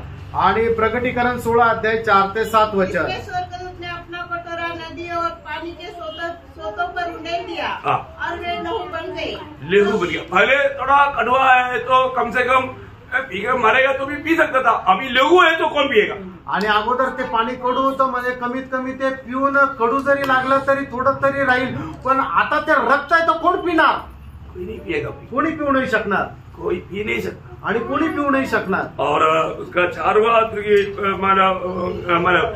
कटोरा डाला तो 16 से 8-9. प्रगटीकरण 16 अध्याय 8 आणि 9 वचनामध्ये 4था कटोरा. चौथे स्वर्गदूत ने अपना कटोरा सूर्य पर उंडेल दिया और उसे मनुष्य को आग से झुलसा देने का अधिकार दिया गया. बोलता है ऐसा गर्मी आएगा. अभी आपको मालूम है, अभी कई जगहों में अभी गर्मी इतना बढ़ते जा रहा है. बोलता है काम करने के लिए भी 10 बजे के बाद में कोई बाहर नहीं निकलो. आणि काही देशामध्ये अशा प्रकारचं तापमान आहे की 10 वाजेनंतर कोणी काम करण्याकरता बाहेर निघू शकत अभी तो कम से कम 10 बजे तक निकल सकता है. आणि कमीत कमी आता तर 10 वाजता निघू शकता. परंतु उस समय में निकलना, अंदर रहना सब बराबर है, कहीं नहीं रह सकता. आणि मग त्या दिवसामध्ये बाहेर निघणं, आतमध्ये राहणं, सर्व काही सगळ्या ठिकाणी एकच वातावरण आहे. कुठेच राहू शकत नाही. कमरे के अंदर मतलब कितना रहेगा, 110 डिग्री. आणि घरामध्ये 110 डिग्री तापमान. बाहर 220 डिग्री आणि बाहेर 220 डिग्री. कौन सा पसंद करेगा. आणि काय तुम्हाला आवडेल. समझ में आ रहा है क्या. काय लक्षात येत आहे का. नहीं समझ में आया. नाही लक्षात आलं. बापरे, मतलब 35-36 भी आ गया तो लोग पानी पी करके खत्म हो जाता. आणि 35-36 डिग्री तापमान जरी आलं तरी लोक पाणी पियाने होऊन जातात. अभी हम लोग जब रेगिस्तान में या बोलेगा तो राजस्थान में है ना, जब वहां पर रहा, वहां पर जब गर्मी के टाइम रहा ना, वहां पर एक चारपाई के नीचे एक बड़ा मटका रखा हुआ है. मटके में पानी भरा है. पानी जैसे सब पिएगा वैसा ही पसीना आएगा. मतलब कितना 40 में अवस्था था. आणि ज्या वेळेला सर्व्हिसमध्ये राजस्थानच्या वाळवंटामध्ये होतो त्यावेळेला प्रत्येकाच्या बाजेखाली, पलंगाखाली एक मडका ठेवायचा आहे आणि त्याच्यातून पाणी प्यायचं. जसं ते पाणी पिऊ तसं लगेच घाम यायचा. आणि त्या ही अवस्था कधी होती, 40 डिग्री टेम्परेचर असताना अशी अवस्था आहे. ऐसा है असं आहे तर अभी 120 बोलेगा 120 म्हटलं तर है ना। पानी उबलने के लिए कितना चाहिए? आणि पाणी उकळण्याकरता 100 डिग्री तापमान और पाहिजे। दूसरा बात, आणि दुसरी गोष्ट, प्यास लगेगा तो पीने के लिए क्या आणि जर तहान लागली तर प्यायला काय कुछ है? काय आहे का? हाँ सोचो, विचार करा, कोई भावना कर सकता है काही कल्पना तरी करू शकतो का? क्या आपको ये मजाक लगता है? तुम्हाला काय हे चेष्टा वाटते का? ज्यादा दूर नहीं, जास्त लांब नाही बहुत निकट है। आणि खूप जवळ आहे। प्रियो, मैं आपको बोलता हूँ, अभी बोलता हूँ, आज ही प्रभु को दिल दे दो, आणि मी तुम्हाला सांगतो प्रेम, आजच प्रभूला हृदय द्या। क्योंकि आज प्रभु आ गया तो गया ना, आज जर प्रभू आलं तर मग गेलं ना, उधार का द्वार बंद हो गया तो, आणि तारणाचा दरवाजा बंद झाला तर, इसलिए कोई मजाक मत सोचो प्रियो, आणि कोणी याला थट्टेमध्ये घेऊ नका। ये अभी दुनिया में होने वाला बात है। आणि जगभरामध्ये होणारी ही गोष्ट आहे। देखो अभी हर साल में ऐसे भी गर्मी बढ़ते जा रहा है आणि प्रत्येक वर्षी आता ऊन जे आहे ते वाढत आहे। है ना। केरला में बहुत सख्त वार्निंग है कि कोई 10 बजे के बाद में बाहर ना निकले। आणि केरळमध्ये एकदम सक्त वॉर्निंग आहे की 10 वाजेनंतर कोणी बाहेर निघू नये। देखो 37, 38 में इतना भयंकर अवस्था हो गया। आणि 37, 38 तापमानामध्ये अशी अवस्था झाली। सावधान प्रियो, सावध राहा। नासिक में लोग मजा कर रहे हैं। आणि नाशिक मध्ये लोक मजा करताय क्यों? का? नमक किधर है? मी तिथं आहे। ये लोग मान लिया, हम लोग जाने के बाद में ये लोग नाचेगा। आणि या लोकांना माहिती नाही, आपण गेल्यानंतर हे लोक नाचतील। अभी क्यों पानी पीता? आता का पाणी पिता? नमक किधर है? नमक मीठ इथं आहे। प्रेस रहो। आमेन। लोगों को मालूम है बात, किती लोकांना ही गोष्ट माहिती आहे है ना। प्रभु अपने को इधर ऐसा रखा है प्रियो। आणि प्रभूने अशा प्रकारे आपल्याला इथं ठेवलंय। ये लोग इसका बारे में मालूम नहीं उनको। आणि ह्या बाकीच्या लोकांना या गोष्टी संबंधाने माहित हम नाही। लोग देश का पहरा देता है, आणि आपण या देशाचे पहारेकरी आहोत, इसलिए कोई अनर्थ ये देश में नहीं हो रहा है। आणि म्हणून कुठला अनर्थ या देशामध्ये नाही होत। हमारे कारण प्रभु ने ये देश को आशीष दिया है। आणि आपल्यामुळे या देशाला परमेश्वराने आशीर्वादित केलंय। देखो ना, अभी तक मैं घर में मतलब फैन नहीं चलाया, आणि अजूनपर्यंत मी घरामध्ये पंखा नाही लावला। डालने की जरूरत पड़ा। आणि फॅन लावायची गरज पडली का? अब ये तो प्रचार करते करते थोड़ा मतलब ये हो गया, इसीलिए डाला। आणि हे प्रचार करत असताना जरा घाम आला म्हणून टाकला। और तो देखो प्रियो, बहुत इंडिया में कितनी ऐसे जगह में मतलब लोग गर्मी में तड़प रहे हैं। आणि आजच्या काळामध्ये जगभरामध्ये भारतामध्ये कितीतरी असे देश आहे, जागा आहे की लोक ते उन्हाने तळमळत आहे। ऐसा है तो महाक्लेश का दिन कैसा रहेगा? असं जर आहे तर महाक्लेशाचा दिवस कसा राहील? है ना। इसके बाद में जब पांचवा जब कटोरा डाला तो उसका 16 अध्याय का 10-11 वचन, आणि प्रगटीकरण 16 अध्याय 10 आणि 11 वचनामध्ये ज्या वेळेला 5वं पात्र उलट करण्यात आलं त्यावेळेला काय झालं? पांचवें स्वर्गदूत ने अपना कटोरा उस पशु के सिंहासन पर उंडेल दिया हाँ। और उसके राज्य पर अंधेरा छा गया। ओ देखा, मानव मसीह विरोधी की राज पर अंधेरा छा गया। कितना भयंकर बात है। आणि किती भयंकर गोष्ट आहे की 5वा कटोरा ओतण्यात येईल त्यावेळेला जो ख्रिस्त विरोधाचं राज्य आहे त्या ठिकाणी अंधकार झाला। और जब 6वां कटोरा उंडेला तो यूफ्राटस नदी में डाला, वो सूख गया। आणि मग जो 6वं पात्र उलटवण्यात आलं त्यावेळेला युफ्रेट्स नदीमध्ये जे आहे ती पूर्ण कोरडी झाली। हाँ, और 7वां मतलब कटोरा डाला, वो 16 अध्याय का 17 से 21 आकाश में डाला। आणि मग 7वं पात्र जे आहे ते आकाशामध्ये उलट करण्यात आलं, त्याचं 17 ते 21 वचनापर्यंत। टोटली आकाश विधान का व्यवस्था सब टूट गया। आणि संपूर्ण आकाश मंडळाचे जे नियंत्रण आहे ते विस्कळीत झालं। भयंकर मानव तारे नीचे गिरने लगे आणि तारे खाली गळून पडू लागले। आपको मालूम है उस समय में एक अभी वो हरमदन लड़ाई की नजदीक आ गया। आणि हरमदोन युद्धाच्या जवळ आलेलं आहे। उस समय में 20 करोड़ लोग इसराइल के खिलाफ में लड़ने के लिए आएगा। आणि त्यावेळेला 20 करोड लोक इस्रायलाच्या विरोधामध्ये युद्ध करण्यात येईल। एक ऊपर 40 किलो का अवसर ऊपर से गिरे। आणि एकावर फक्त 40 किलोचा एक गारा जे आहे तिचं वजन 40 किलो राहणार आहे ती त्यांच्यावर पडेल तो क्या होगा? काय होईल? चटणी हो जाएगी। चटणी होईल। सही बात है, खरं आहे. अरे एक छोटा ओला गिरता है तो हमको कितना दर्द होता. आणि एक छोटासा गाराचा खडा जर आपल्या डोक्यावर अंगावर पडला तर आपल्याला किती त्रास होतो. ये जैसे गोली मारता है ऐसे 40 किलो का आपके सिर पर बैठे. आणि जसं गोळी जोरात पडते तसं 40 किलोचा हा गाळ जे आहे ते आपल्यावर येऊन पडेल. और उन दिनों में 18 अध्याय जो प्रकाश के 18 अध्याय क्या होगा, व्यापार श्रृंखला सब टूट जाएगा. आणि प्रकटीकरणाच्या 18 अध्यायामध्ये आपण पाहतो की मग सर्व प्रकारचा व्यवहार जे आहे ते ठप्प होईल. इस आखिरी समय में आणि या शेवटल्या काळामध्ये आर्मगेदोन लड़ाई का पूरा तैयारी हो जाएगी. आणि हार्मोदोन युद्धाची पूर्ण तयारी होईल. अभी दुनिया में होने वाला सबसे बड़ा लड़ाई क्या है, आणि आता जगभरामध्ये होणारी सगळ्यात मोठं युद्ध काय आहे, हार्मगेदोन लड़ाई. आणि हार्मोदोन युद्ध. उसके लिए त्याच्याकरता ये सारे काम हो रहे हैं. आणि हे सगळं काम होत आहे. 3 वचन पढ़ना, 14 अध्याय का 20 वचन. प्रकटीकरण 14 अध्याय 20 वचन. और नगर के बाहर उस रसकुंड में दाख रौंदे गए और रसकुंड में से इतना लहू निकला कि घोड़ों की लगामों तक पहुंचा. देखा, घोड़ों की लगामों तक मनुष्य का लहू बह करके नदी समान पहुंचेगा. आणि मग मनुष्याचं जे रक्त आहे ते एवढं वाहत नदीच्या पाण्याप्रमाणे ते वाहत राहील. देखिए प्रियो, इतना भयंकर बात है, इतना भयंकर रीति में लोगों का मृत्यू होगा. आणि एवढं भयंकर रीतीने लोक मारल्या जातील. इसका 16 अध्याय का 14 वचन. 16 अध्याय 14 वचन. ये चिन्ह दिखाने वाली दुष्ट आत्मा है जो सारे संसार के राजाओं के पास निकलकर इसलिए जाती है कि उन्हें सर्वशक्तिमान परमेश्वर के उस बड़े दिन की लड़ाई के लिए इकट्ठे करे. देखा, इन सारे देशों की नेता लोगों को परवाह करके उनको सबको परमेश्वर के खिलाफ लड़ाई के लिए, हरमगेदोन लड़ाई के लिए उनको लेकर आएगा. आणि सर्व देशाच्या जे मुख्य लोक आहेत त्यांना भरवण्यात येईल आणि त्यांना मग युद्ध करता या ठिकाणी बोलवण्यात येईल. देखो, प्लेस तक लिखा हुआ है. आणि जागा सुद्धा नियुक्त आहे. नासिक में नहीं आएगा. नाशिक मध्ये नाहीये ना, तो कहाँ आएगा, कुठे येतील. है ना. उसका 19 अध्याय का 18 वचन. 19 अध्याय 18 वचन. जिससे तुम राजाओं का मांस और सरदारों का मांस और शक्तिमान पुरुषों का मांस और घोड़ों का और उनके सवारों का मांस और क्या स्वतंत्र क्या दास क्या छोटे क्या बड़े सब लोगों का मांस खाओ. खाने के लिए उसका 17 वचन भी पढ़ना. मतलब अभी आपको मालूम है. फिर मैंने एक स्वर्गदूत को सूर्य पर खड़े हुए देखा.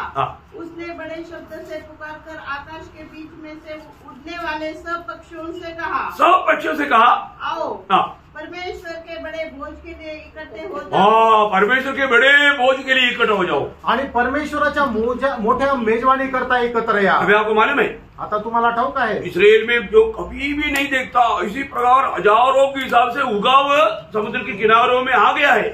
आणि इस्रायलामध्ये कधीही बघण्यात येत नाही तर अशा हजारोच्या हिशोबाने गरुड पक्षी जे आहे ते समुद्राच्या जवळ आले. देखा, मतलब तैयारियां चल रही है.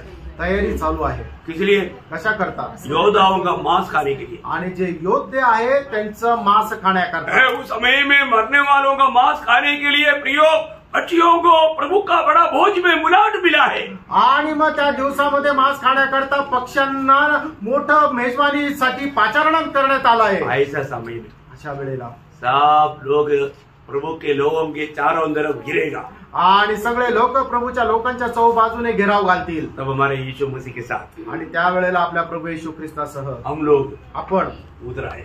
आपण येऊ. देखो, श्वेत घोड़े के ऊपर आणि श्वेत घोड्यांवर यीशु मसीह के साथ आणि प्रभू येशू ख्रिस्तासोबत पवित्र लोग भी, पवित्र लोक सुद्धा ईद आएगा. आणि सरळ येतील. इसलिए कशा करता, लड़ने के लिए, युद्ध करण्याकरता. हार्मगेदोन लड़ाई, आणि हार्मोदोन युद्ध. Praise the Lord. कितना भारी बात है. आणि किती भयंकर गोष्ट आहे. उस समय में क्या होगा, त्यावेळेला काय होईल, मसीह विरोधी और झूठा भविष्यवक्ता मानव नरेदूत का ओपनिंग सर्विस. त्यावेळेला ख्रिस्त विरोधी आणि खोटा संदेष्टा यांना काय होणार आहे की नरकामध्ये टाकण्यात येईल. म्हणजे नरकाचं जे इनॉग्रेशन त्या ठिकाणी होईल. सबसे पहले नरक में ये इनॉग्रेशन में मतलब क्या होगा, ये मसीह विरोधी और ये झूठा भविष्यवक्ता पहले आएगा. आणि मग ख्रिस्त विरोधी आणि खोटा संदेष्टा नरकामध्ये सगळ्यात पहिले येईल. है ना, मसीह विरोधी और झूठा भविष्यवक्ता. आणि ख्रिस्त विरोधी आणि खोटा संदेष्टा. शैतान का त्रिमूर्ति है. ये है शैतान जो पहले का सांप जो यहाँ से जो गिराया गया था. आणि तिथून खाली जो पाडण्यात आला आहे तो आहे सैतान, तो म्हणजे त्याची त्रिमूर्ती ही आहे. तो ये लोग और उनके साथ में शैतान के साथ उनका बाकी दूध भी आएगा. आणि सैतानासोबत त्याचे जे 1/3 दूत त्याने जे भरमावले होते ते सुद्धा येते. इसके बाद में हम लोग 1000 साल और शैतान को अभी उस समय में शैतान को अभी नहीं डालेगा है, ये दोनों को डालेगा पहले. आणि मग सैतानाला त्यावेळेला नाही टाकणार, त्याच्यानंतर टाकेल. सुरुवातीच्या त्या युद्धामध्ये या दोघांना टाकण्यात येईल. युद्ध के एंड में ये शैतान को और उनके साथ संगियों को बॉटम स्पीड में डालेगा. आणि मग सैतान आणि त्याच्या दूतला त्या युद्धाच्या शेवटी त्या बॉटमलेस पीट मध्ये की ज्या एक खड्डा आहे त्याला तळ नाही अशा त्या खड्ड्यात टाकण्यात येईल. इसके बाद में 1000 साल के बाद में इसको थोड़ी देर के लिए खोलेगा. आणि 1000 वर्षानंतर थोड्या वेळा करता त्याला खोलण्यात येईल. उस समय में उसको आखिर में गोग मागोग की लड़ाई के अंत में उसको यहाँ पर डालेगा. आणि मग शेवटी गोग मागोग युद्धानंतर मग त्याला या ठिकाणी नरकामध्ये टाकण्यात येईल. Praise Lord. ये सब योहना ने देखा. आणि हे सर्व योहानाने पाहिलं. ये योहना ने स्वप्न में देखा ऐसा नहीं. आणि योहानाने ते स्वप्नात पाहिलं असं नाही. साफ साफ आंख में देखा. आणि त्याच्या उघड्या डोळ्याने ते पाहिलं. कितना बड़ी बात है. आणि किती मोठी गोष्ट आहे. योहना को ये सारी बात प्रभु ने दिखाया. आणि योहानाला या सर्व गोष्टी प्रभूने दाखवल्या. देखा और उसने उसी प्रकार लिखा. आणि त्याने पाहिलं आणि तशा प्रकारे लिहिलं. जो बात लिखने के लिए बोला उतना ही लिखा. आणि ज्या गोष्टी लिहिण्याकरता सांगितल्या त्याच लिहिल्या. क्योंकि एक तो वचन उसके लिए पढ़ करके समय हो गया है, पढ़ करके खत्म करेंगे. उसका 10 का 4 वचन. प्रकटीकरण 10:4. जब सातों गर्जन के शब्द सुनाई दे चुके तो मैं लिखने पर था, पर मैंने स्वर्ग से यह शब्द सुना. मैंने स्वर्ग से ये शब्द सुना. जो बातें गर्जन के उन 7 शब्दों से सुनी है उन्हें गुप्त रख. उन्हें गुप्त रख और मत लिख. मत लिखो. उसको मत लिखो बोला. आणि मग त्या झाकून ठेव, त्या लोक लिहू नको. योहना ने वो बात नहीं लिखा. आणि योहानाने ती गोष्ट नाही लिहिली. इसलिए वो बात हमको मालूम नहीं. आणि म्हणून आपल्याला माहिती नाही. उसका 22 से जाएगा 8 वचन. प्रकटीकरण 22 अध्याय त्याचं 8 वचन. मैं वही योना हूँ जो ये बातें सुनता और देखता था. देखा. मैं सुन करके देख करके लिख रहा था. आणि मी पाहून ऐकून ते लिहित होतो. उसका 21 का 5 वचन का भी पाठ. 21 अध्याय 5 वचनाचा शेवटला भाग. फिर उसने कहा लिख ले. उसने कहा लिख ले. तभी मैं लिखा. आणि त्याने सांगितलं लिही. मग त्यावेळेला मी लिहिलं. उसका 19 का 9. 19 अध्याय 9 वचन. तब स्वर्गदूत ने मुझसे कहा यह लिख. ये लिखो. लिखने के लिए बोला मैं लिखा. आणि त्याने लिहिण्याकरता सांगितलं मग मी लिहिलं. Praise Lord. कितना बड़ी बात है. आणि किती मोठी गोष्ट आहे. देख करके सुन करके लिख करके हमें दिया. अभी क्या संदेश है हमारा, क्या संदेश है. आणि पाहून ऐकून ते लिहिलं आणि आपल्याला दिलं. मग आता काय शंका आहे.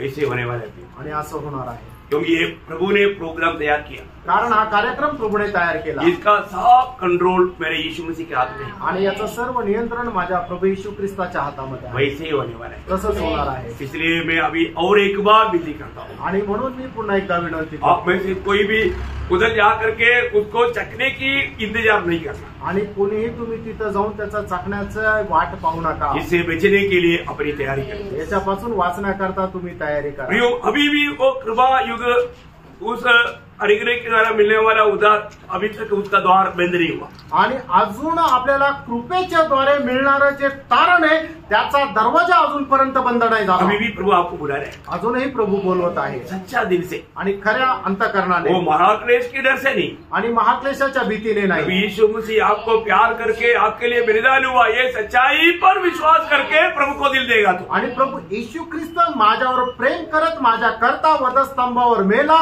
या सत्यावर विश्वास करून जर तुम्ही आपलं हृदय दिलं तर सच में आप सच्चा मन प्राप्त करेगा. आणि तुम्ही खरा पश्चाताप केला तर आपको ये उद्धार का अनुभव ले सकते हैं. आणि या तारणाचा अनुभव तुम्ही घेऊ शकता. प्रभु चाहता है प्रभूची इच्छा आहे आप नष्ट ना हो. तुमचा नाश होऊ नये. आप जरूर जीवन पाए. आणि निश्चित तुम्हाला जीवन मिळावं. प्रियो हमारा प्रभु आज भी आ सकता है. आणि प्रियानो आपला प्रभू आजही येऊ शकतो. प्रभु का गुप्त आगमन के लिए कोई भी भविष्यवाणी बाकी नहीं रह गया. आणि प्रभूच्या गुप्त आगमनाकरता कुठलीही भविष्यवाणी नाही उरली. इसलिए आज मैं प्रभु के साथ प्रभु का आगमन हुआ तो प्रभु के साथ जाने की तैयारी में कि ये बात को परखना. आणि म्हणूनच जर आज प्रभूचं आगमन झालं तर त्याच्या आगमनासोबत मी जाण्याकरता तयार आहे का नाही हे जरा पडताळा. हमारे बीच में आया हुआ कोई भी जन नष्ट नहीं होना, ये हमारा सबका इच्छा है. आणि आपल्यामध्ये आलेला कोणाचाही नाश होऊ नये ही आपल्या सगळ्यांची इच्छा आहे. ये प्रभु की इच्छा है. आणि ही प्रभूची इच्छा आहे. इसलिए प्रभु आपको आमंत्रण दे रहा है. आणि प्रभू तुम्हाला आमंत्रण देत आहे. इसलिए सच में प्रभु को अपना दिल दे आणि खरोखर आपण आपलं हृदय प्रभूला द्या और प्रभु के लिए जीव.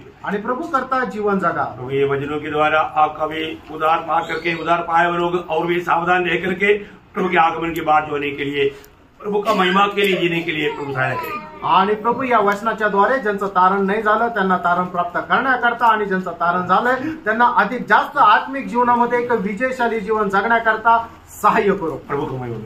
प्रभूचा गौरव असो. आमेन. आमेन.